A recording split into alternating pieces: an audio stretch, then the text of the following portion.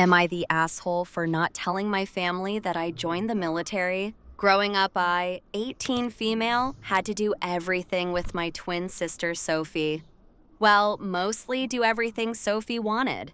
If things didn't go her way, she'd throw a huge fit until she got her way. Our whole lives, we had to share a brightly colored bedroom. Once in fourth grade, I got in trouble because I put a picture of a poorly drawn dragon on the wall because it was too dark for Sophie, which I thought was ridiculous. Throughout elementary and middle school, our mom dressed us up in the exact same or nearly identical clothes because she thought it was cute. In fifth grade, our mom had us join ballet because it was something Sophie always wanted to do. When I would ask to join boxing, my dad would yell at me for only thinking of myself. My mom would always say that boxing was too rough for Sophie. It got worse in high school. Whenever I wanted to hang out with my own friends, Sophie just had to come along or she'll say I'm purposely excluding her. When I would have a crush on someone the next day, Sophie would be dating him. In senior year, Sophie already made up her mind that me and her both are going to college for cosmetology. To sum it all up, I couldn't do anything or do anything with my own life because it had to be what Sophie wanted or I'd get in trouble. As soon as I turned 18, I decided to join the Navy. Last night, I sat my parents and Sophie down at the table and explained that I wasn't going to college for cosmetology with Sophie, but I'm leaving for the Navy. They all started to scream at me that this was selfish and I'm betraying my family. Am I the asshole? Am I the asshole for refusing to give my brother back the $445,000 inheritance after he spent it on boats and trucks, threw a mug at my wall, and now says his kids will suffer? My brother told me to sign away my half of the inheritance because you don't need it, you're not raising anyone. And when I refused, he threw his coffee mug at my kitchen wall. The ceramic shattered everywhere, and I just stood there staring at the brown stain dripping down to my floor. This was 2 days ago. I still haven't cleaned it up because every time I look at it, I get so angry I can't think straight. So here's what happened. My parents died last year in a car accident. It was sudden and horrible, and I'm still processing it. They had a will from 2019 that left everything to my brother because he has 3 kids, and I chose not to have children. The estate was worth about $890,000. House, savings, retirement accounts, everything. I was hurt, but I understood their logic. They wanted to make sure their grandkids were taken care of. My brother got the house, sold it immediately, bought a bigger place, and went on this insane spending spree. New trucks for him and his wife. A boat. They remodeled their entire kitchen. He quit his job at the plant because he said he deserved a break. Then 3 months ago, the estate lawyer called me. He found another will dated 2023, properly signed and notarized. My parents had changed their minds. They left everything split 50-50 between us. The lawyer explained that my mom had told him she felt guilty about the first will, that she realized they were punishing me for a personal choice, and it wasn't fair. My dad apparently agreed. They'd made the new will together, but never told anyone because they thought they had time to discuss it with us properly.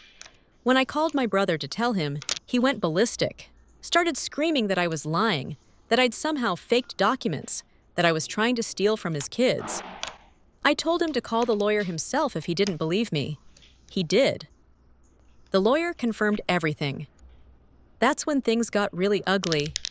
My brother showed up at my apartment the next day, demanding I refuse the inheritance.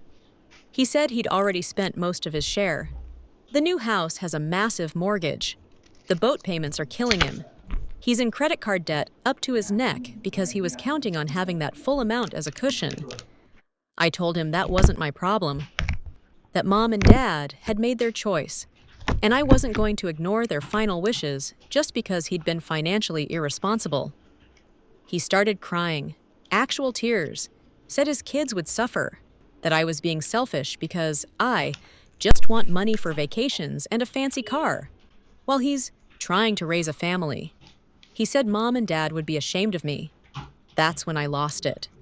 I told him Mom and Dad literally wrote a new will because they realized the first one was wrong, that their actual final wish was for me to have half, that he'd assumed he was entitled to everything and spent money he didn't fully have yet.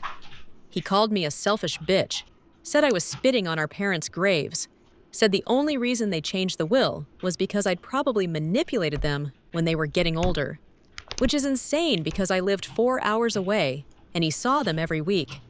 I told him to get out. That's when he grabbed the mug off my counter and threw it. His wife has been texting me nonstop. Long paragraphs about how I'm destroying their family, how their kids might have to change schools, how I'm being cruel and heartless. She even sent me pictures of the kids with captions like, "This is who you're hurting." My brother posted something vague on Facebook about family betrayal and greed, and now extended family is getting involved. My aunt called me yesterday asking if I could be the bigger person and just let my brother have the full amount since he's already committed to those expenses. I refused. The lawyer is moving forward with enforcing the 2023 will. My brother will have to return roughly $445,000 worth of assets or cash. He's probably going to have to sell the new house and the boat. His wife is threatening to leave him because of the financial mess. Everyone keeps telling me I should just walk away from my half, that I don't really need it, that I'm being vindictive and punishing his children for his mistakes. My cousin said I'm technically right but morally wrong, but this was my parents' final decision. They wanted me to have this. And honestly, after being treated like a second-class child my whole life because I didn't want kids, this feels like the only time they really saw me as equal to my brother. Am I the asshole for forcing my injured friend to smoke in the bathroom? I, 31 female, don't smoke, but most of my friends do for as long as I've known them. However, I can't stand the smell of smoke. I have never stopped anyone from smoking in my presence. And with my really close friends who know this about me and know that I don't mean any ill will, I usually step away till they finish smoking. The only place I do control this is my home, because I'm afraid the smell will seep into the cloth and bedding of the sofa/bed/curtains. I've seen it happen during college accommodation. Sheets can be washed, sure, but the bedding and cotton is more difficult to clean. In case my husband and I are hosting anyone, we encourage them to smoke in the bathroom, where the exhaust fan should take care of any lingering smell. Unfortunately, our current house does not have a balcony, otherwise that also used to be an option. On to the story. I hosted a very close friend of mine, Rita, fake name, for a couple of days last week. Rita stays with her parents in another state, mainly due to health reasons where she relies on them for support. One of the reasons she came to stay with us was to get a break from the family. While Rita does smoke, she does not smoke around her family, and it's difficult to hide from them since she needs their physical support to get around and about. So I'm not really sure how much she ends up getting to smoke when she's home. However, when she was with us, she would smoke at least 3 to 4 per meal, and a minimum of 3 to 4 when we were casually chilling. It may be more, but I lost count. It was mostly when we went out for our meals, but at home she would use the bathroom as expected. She always knew about my discomfort and rules about smoking, as she used to be my flatmate a few years ago. On the 3rd day that she was here, she slipped, in a restaurant bathroom, and sprained her ankle. Naturally, she would be in a lot of pain every time she tried to walk. Additionally, our bathroom has a step she needs to climb, making it even more difficult for her. She asked me, given the circumstances, if it was okay that she smoke in the living room or the bedroom instead of the bathroom. I held firm and said no. Her face dropped and she didn't talk to me properly for some time after that. She's usually very polite, so it's unusual for her to be rude. She just ended up smoking whenever she ended up using the bathroom normally after that. In my mind, given that she doesn't smoke this much normally, I would imagine she didn't need to smoke every hour like she was doing. Plus, if I said yes, given the amount she was indeed smoking, our sofa/beds would end up smelling like smoke in no time. However, she was genuinely hurt and in pain, and our bathroom was not easy for her with that injury. There was some tension from her after my refusal, and even my brother who was there told me I should have let it go this one time. AITA? Edit. I'm blown away by the overwhelming majority of NTA. I've mentioned this in one of comments below, but I'm in a country, not US or UK, where smoking had been stigmatized for the longest time and only just has started to get popular, especially among folks in my generation. So, looking down on smoking can be construed as orthodox.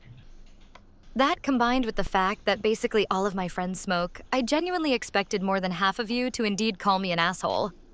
I'm so grateful to you guys for giving me a reality check on how dangerous I was being to myself and my neighbors by allowing even the bathroom smoking. I also had been told in the past that I'm too preachy and righteous, which I probably was a little. But I think I ended up overcorrecting and basically letting people walk all over me with their habits. Thank you all for helping me realize that. Am I the arsehole friend says I'm stealing from the homeless?